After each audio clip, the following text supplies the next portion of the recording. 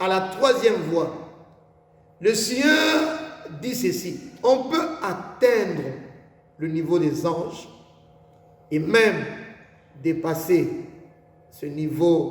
Come on, Daddy. Et la troisième voie, c'est atteindre leur niveau et les dépasser. Maître. Révélez, maître.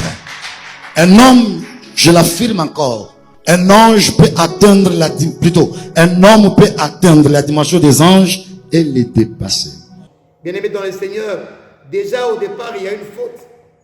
Ce n'est pas à l'homme d'aller se mesurer aux anges, car nulle part la Bible nous recommande de nous égaler aux anges.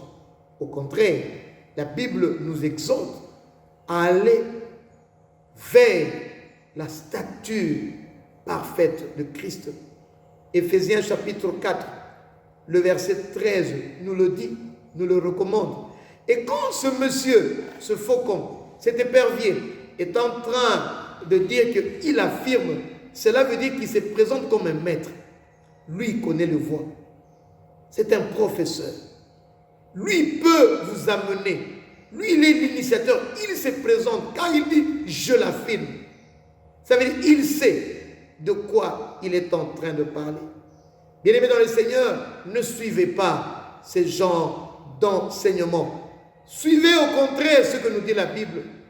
Souvenons-nous de la parole de Paul aux Philippiens, le chapitre 3, le verset 8. Paul pouvait dire qu'il n'a voulu du reste rien savoir dans ce monde que l'excellence de la connaissance du nom de Jésus.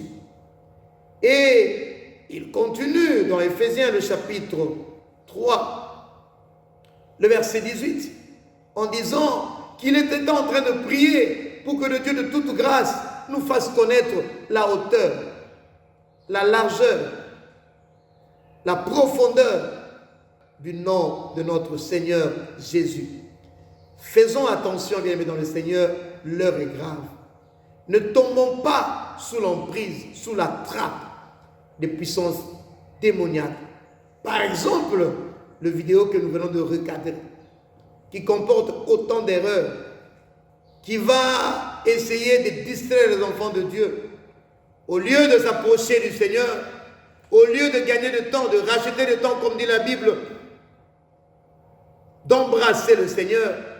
Mais remarquez ici, le faux prophète, le faucon, l'épervier, est en train de nous amener dans un chemin opposé. Cet enseignement qu'il a donné semblait inoffensif. Cet enseignement qu'il a donné semblait sincère. Mais cet enseignement cache un puissant enseignement, un puissant message d'envoûtement, un puissant message démoniaque, un puissant message diabolique. Faisons de l'espace dans la vie pour notre Seigneur.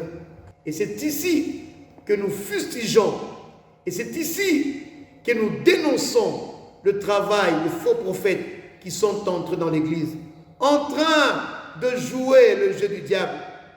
Il est écrit dans 2 Corinthiens, le chapitre 4, le Dieu de ce siècle est venu pour aveugler les yeux des enfants de Dieu, pour que ceux-ci ne voient pas briller la gloire de notre Seigneur. Que mon Seigneur vous bénisse.